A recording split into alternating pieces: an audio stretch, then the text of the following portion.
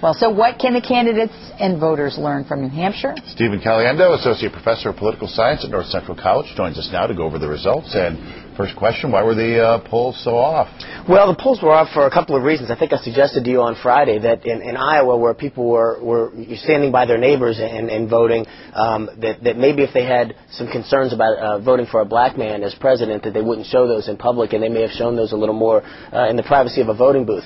The other thing is that if you look at the polls that were taken over the weekend, there was about 6% undecided, and those folks clearly went toward Mrs. Clinton on yesterday. So I don't know how much they were off. Barack Obama was within the margin of error, but Hillary Clinton got a lot higher than she was expected to get, and I think it was those undecideds. There was a lot made of her near tearful choke-up the other day on the campaign trail. Did that have an impact at all? It may have had an impact. It's difficult to know.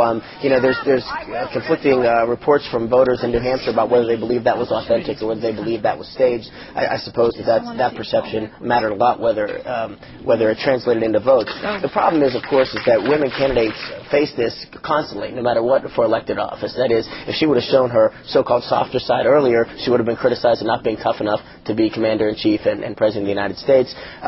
But then when she didn't show it, and she hasn't shown it much throughout her political career, people thought she might not have any emotions. And so when that happened the day before New Hampshire, it may have had an impact. All right, on the Republican side, big win for McCain. What happens next year, do you think? How long can Romney hang out? Romney's going to hang out for a while. He's got tons of money, and not just his own money, but he's raised tons of money as well. So he'll be there for a while. I think he's hoping to do well on the February 5th races.